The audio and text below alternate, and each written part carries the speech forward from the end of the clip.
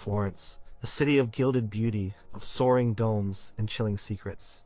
For centuries, one family held its fate, and arguably the fate of the entire Western world in their silk-gloved hands, the Medici. They were bankers, cunning and ambitious, yet their deepest legacy bloomed from something far less tangible than gold. It was the power of ideas, forged in ink and paper, carefully nurtured under their watchful, often ruthless gaze. These were not just books. They were blueprints of ambition, whispered pathways to new understanding, volumes that spread their silent influence across Europe.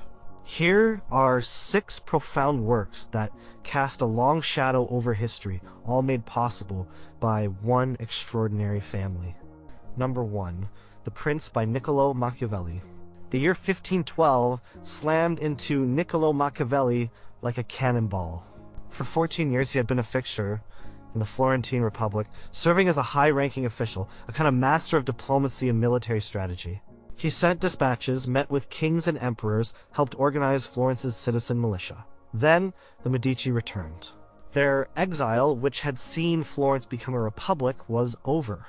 The powerful banking family, backed by Spanish forces, marched back into their ancestral city, and with them came a purge. Machiavelli found himself tossed out of office, accused of conspiracy, even tortured. The records from the era describe the ropes, the agonizing questions, the fear. He survived, but his life was shattered.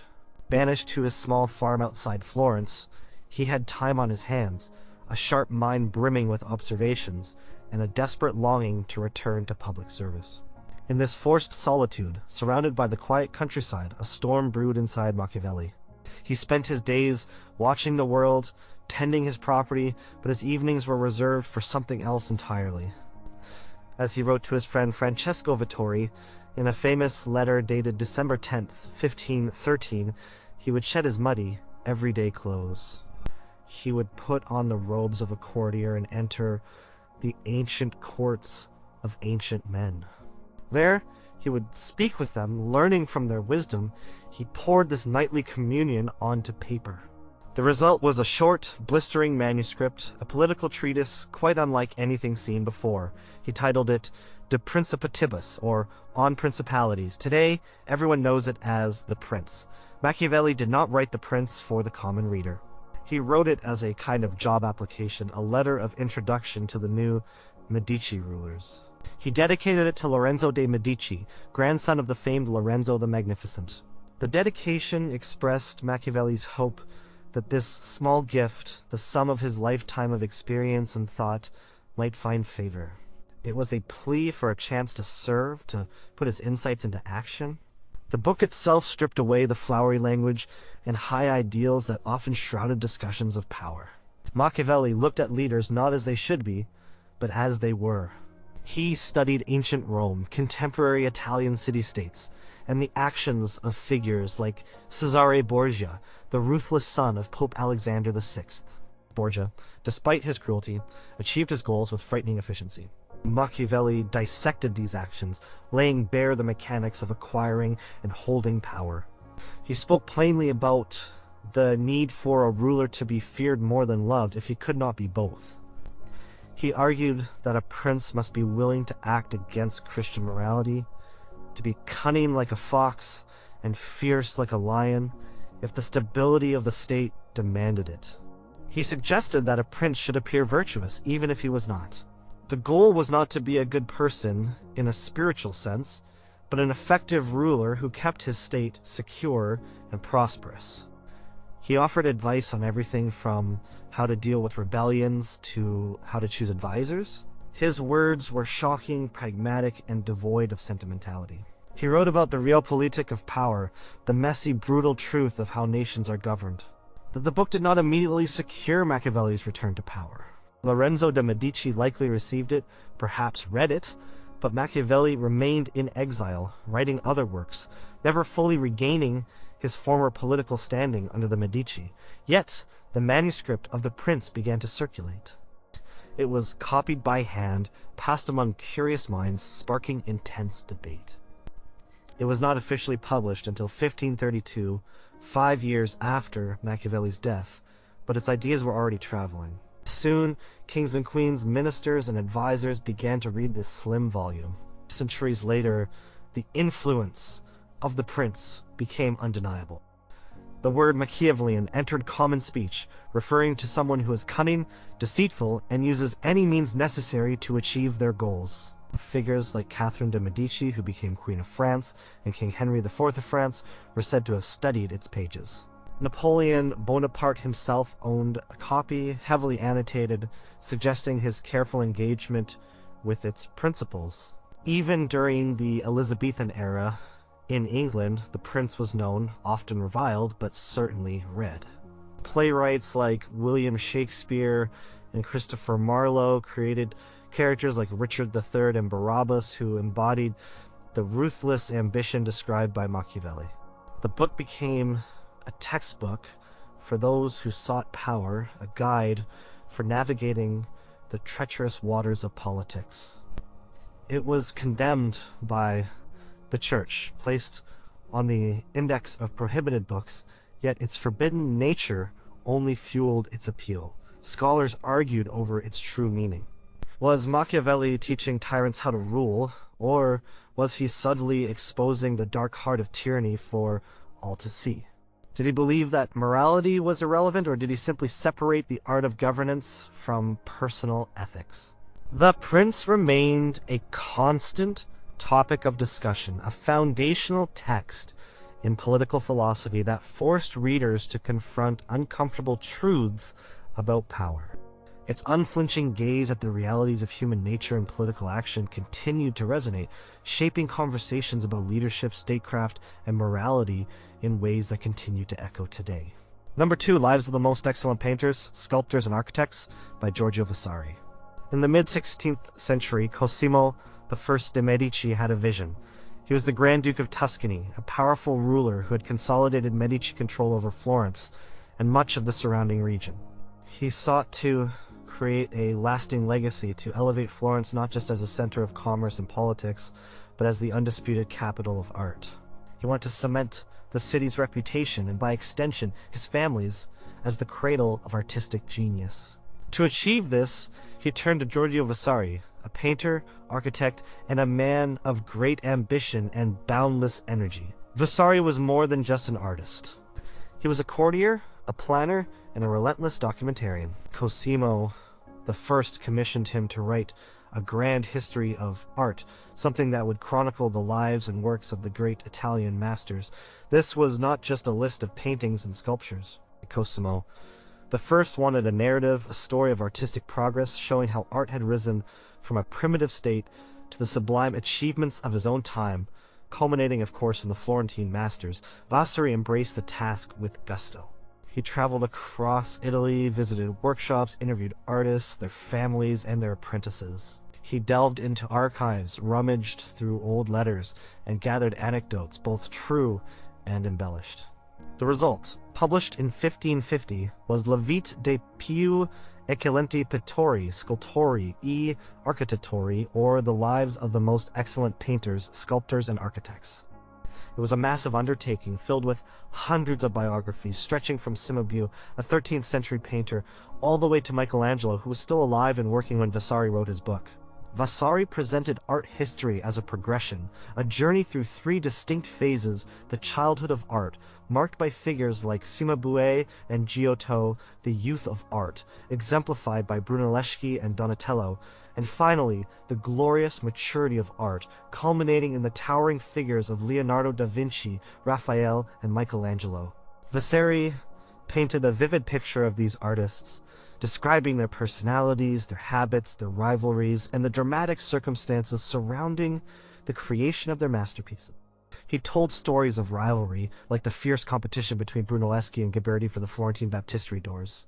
He recounted how Giotto drew a perfect circle freehand, proving his mastery. He described Michelangelo's temper and his dedication to his craft. Vasari's prose was lively, filled with personal opinions and colorful details. He celebrated the Florentine masters above all others, asserting Florence's supremacy in the arts. He even included his own biography at the end, cementing his place within this grand narrative of artistic genius. The first edition of the Lives was a success. It provided a framework for understanding art that had never existed before. Before Vasari, art was often seen as a craft, a skill.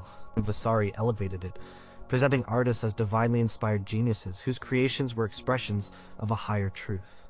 He effectively created the idea of art history as a distinct field of study.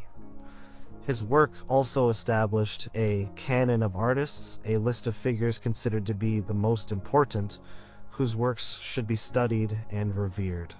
Many of the artists we consider masters today were cemented in their reputations by Vasari's accounts. A second, expanded edition, published in 1568, included more artists and even more details. Vasari had continued to collect stories, verify facts, and refine his narrative. This edition further solidified his work's standing. Collectors, patrons, and other artists devoured the Lives. It became a primary source for information about Renaissance artists, a go-to reference for centuries. When visitors came to Florence, they would often bring a copy of Vasari's Lives with them, using it as a guide to the city's artistic treasures. Even when scholars later discovered inaccuracies or biases in Vasari's accounts, his Florentine favoritism was obvious, and some of his anecdotes were more myth than fact. Here, his basic framework persisted. His concept of artistic progress, his biographical approach, and his judgments about artists became the bedrock of art historical study. Galleries and museums organized their collections around the artists Vasari championed. Subsequent art historians either built upon his structure or directly reacted against it, proving its foundational status. The way we still talk about the Renaissance, about the rebirth of art, about the genius of its masters, owes an immense debt to the vivid and compelling narrative woven by Giorgio Vasari, all under the patronage of Cosimo I de' Medici, who wanted to make Florence the undisputed capital of beauty. Number 3, Dialogue Concerning the Two Chief World Systems by Galileo Galilei. The Medici court in Florence was a hub of intellectual life in the early 17th century. Among the brilliant minds drawn there was Galileo Galilei, a renowned mathematician, astronomer, and natural philosopher. He held the prestigious title of Chief Mathematician of the University of Pisa and philosopher and mathematician to the Grand Duke Cosimo II de' Medici. Later, he served Grand Duke Ferdinando II de' Medici. The Medici provided him with a salary, a comfortable home, and the freedom to pursue his groundbreaking observations of the cosmos through his improved telescope. Galileo named Jupiter's moons the Medici stars in honor of his patrons, a clear sign of his loyalty and gratitude. Galileo was a strong proponent of the Copernican view, which placed the sun at the center of the solar system, with Earth revolving around it. This heliocentric model directly challenged the long-held Aristotelian and Ptolemaic geocentric view, which placed Earth at the universe's stationary center. The Church, deeply intertwined with Aristotelian philosophy, saw the Copernican model as potentially heretical, as it seemed to contradict certain interpretations of Scripture. In 1616, the Church issued an injunction against Copernicanism, declaring it false and contrary to Holy Scripture. Galileo was personally warned not to hold or defend this doctrine. For years, Galileo trod carefully, but his scientific conviction burned fiercely. He believed he had compelling evidence, gathered through his telescopic observations of planetary phases and the movement of Jupiter's moons, that supported Copernicus. He sought a way to present his arguments without directly violating the 16 injunction. He came up with a brilliant yet ultimately dangerous plan. He would write a dialogue, a conversation between three characters, to explore the Copernican and Ptolemaic models. The book, published in 1632, was titled Dialogo sopra I due massimi sistemi del mondo, or Dialogue Concerning the Two Chief World Systems. The three characters represented different viewpoints. Salviati, a sharp-witted intellectual, articulated the Copernican position. Sagredo, an open-minded Florentine nobleman, acted as a neutral observer, seeking truth through reasoned argument. Simplicio, the third character, was presented as a staunch defender of the traditional Aristotelian and Ptolemaic views. He was often portrayed as stubborn and somewhat simple-minded, clinging to old ideas even when presented with compelling evidence. Galileo structured the book as a series of conversations over 4 days in Venice. The characters discussed tides, the nature of planetary motion, observations through the telescope, and the philosophical arguments for both models.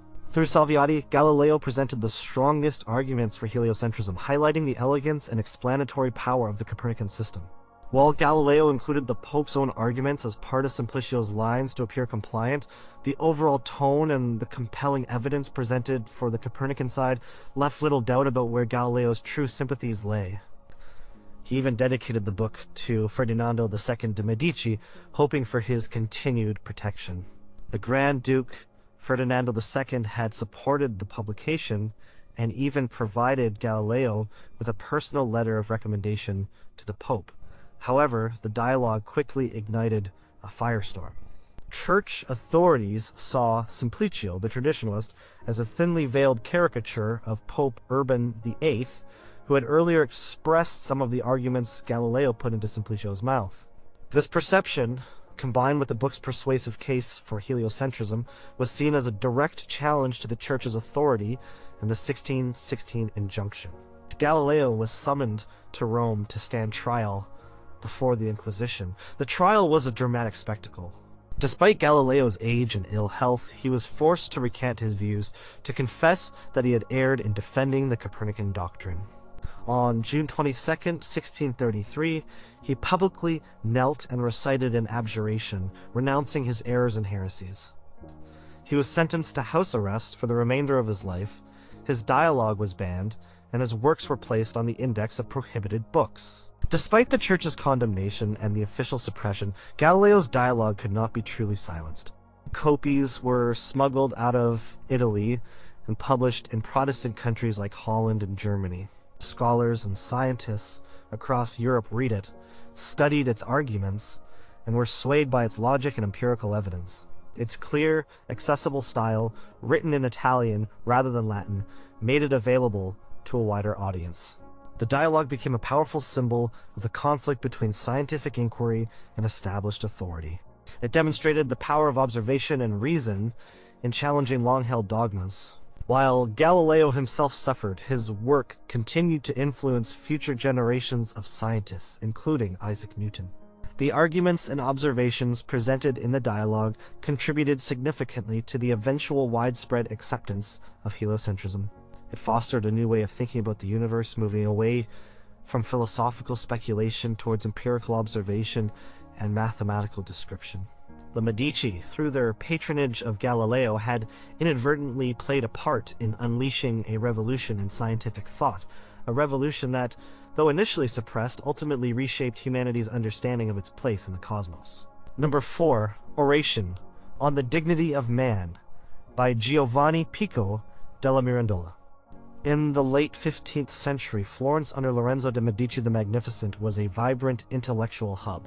Lorenzo, a shrewd banker and politician, was also a poet and an ardent patron of the arts and humanities.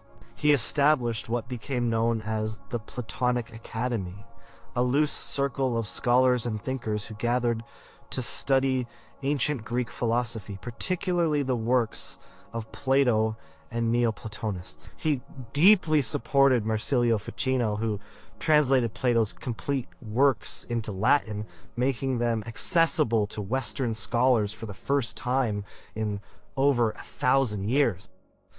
It was into this fertile ground that a brilliant, precocious young scholar named Giovanni Pico della Mirandola arrived.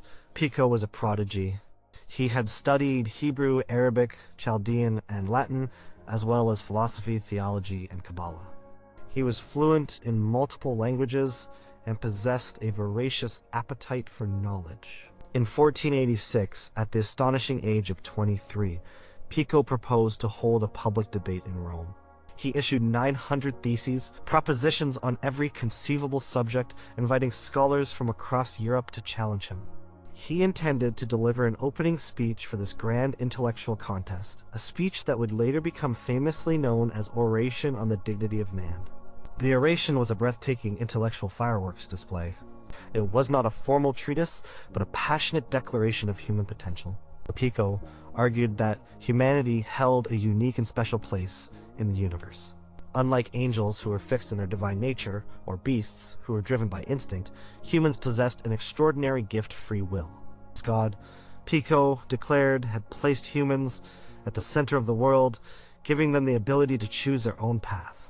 They could ascend to the highest spiritual and intellectual realms, becoming like angels, or they could descend to the lowest, becoming like beasts. This capacity for self-creation, this boundless potential, was what gave humanity its dignity. Pico drew upon a vast array of sources to support his claims. He quoted from ancient Greek philosophers, Islamic mystics, Jewish Kabbalists, and Christian theologians. He sought to demonstrate the underlying unity of all wisdom traditions, suggesting that truth could be found in diverse philosophical and religious systems. He championed the idea of universal peace through knowledge, a grand synthesis of all learning. The oration was a celebration of human intellect, creativity, and the boundless pursuit of knowledge. It was an audacious vision for humanity's role in the cosmos. However, Pico's ambition quickly ran into trouble. The church authorities in Rome were deeply suspicious of his eclectic approach, particularly his use of Jewish Kabbalah and his claims about the agreement of disparate philosophies. 13 of his 900 theses were declared heretical, and the proposed debate was cancelled. Pico himself was briefly arrested and had to flee to France before Lorenzo de' Medici intervened on his behalf, securing his eventual release and return to Florence. The oration was never formally delivered at the public debate. Despite its initial suppression, the oration on the dignity of man circulated widely in manuscript form among humanist circles in Florence and beyond. It was published posthumously in 1496 and quickly became a foundational text of the Renaissance. It resonated deeply with the burgeoning humanist movement, which placed a strong emphasis on human agency, individual achievement, and the study of classical antiquity. Pico's arguments about free will and the capacity for self-improvement provided a powerful philosophical underpinning for the Renaissance spirit. Artists, writers, and thinkers were inspired by Pico's vision. Michelangelo's famous painting of Adam in the Sistine Chapel, reaching out to God, can be seen as an artistic representation of humanity's divine potential and the aspiration to ascend. The emphasis on individual genius, on the pursuit of diverse knowledge, and on the shaping of one's own destiny, all found echoes in Pico's words. His oration became a symbol of the intellectual audacity of the Renaissance, a clarion call for human liberation and self-realization. It stood as a powerful testament to the idea that humans were not merely creatures of fate, but active participants in their own creation, a concept that continues to influence thought about human potential and freedom today. Number 5, Platonic Theology by Marsilio Ficino. Lorenzo de' Medici the Magnificent was more than a mere patron of the arts. He was a deep thinker himself, profoundly interested in philosophy and spiritual matters. His passion for the ancient Greek philosopher Plato led him to sponsor one of the most influential intellectual projects of the Renaissance, the revival of Platonic thought. The key figure in this endeavor was Marsilio Ficino, a scholar, priest, and philosopher whom Lorenzo's grandfather, Cosimo de' Medici, had personally mentored and supported since Ficino was a boy.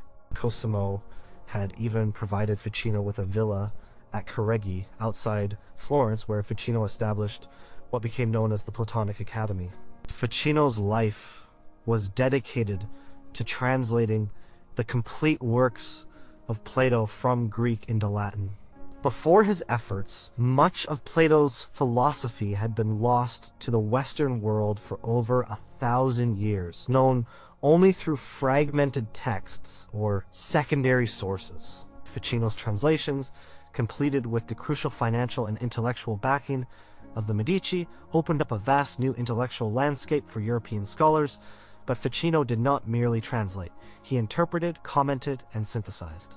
His most ambitious original work, born from this profound engagement with Plato, was the Theologia Platonica de Immortalitate Animarum, or Platonic Theology on the Immortality of Souls, written between 1469 and 1474, and published in 1482. Platonic theology was a massive and complex philosophical treatise.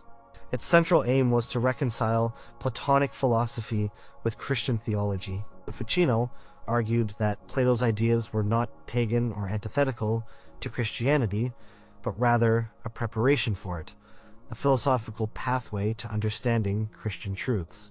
He believed that Plato's concept of the soul, its immortality, and its longing to return to a divine source mirrored fundamental Christian doctrines. Ficino explored the nature of God, the soul, and the universe, striving to show how reason and faith, ancient wisdom and Christian revelation could coexist and even enrich one another. Ficino's work introduced and popularized several key concepts that deeply influenced the Renaissance. One was the idea of Platonic love, or amor platonicus. For Ficino, this was not romantic love as we understand it today, but a spiritual and intellectual ascent. It was the soul's desire to rise from the physical world to the contemplation of divine beauty and truth.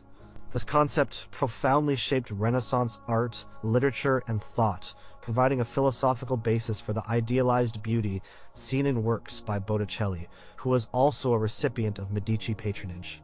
Ficino himself believed that the human soul was inherently immortal, and that its primary purpose was to ascend through various levels of being to ultimately reunite with the divine, a process he meticulously described in his text.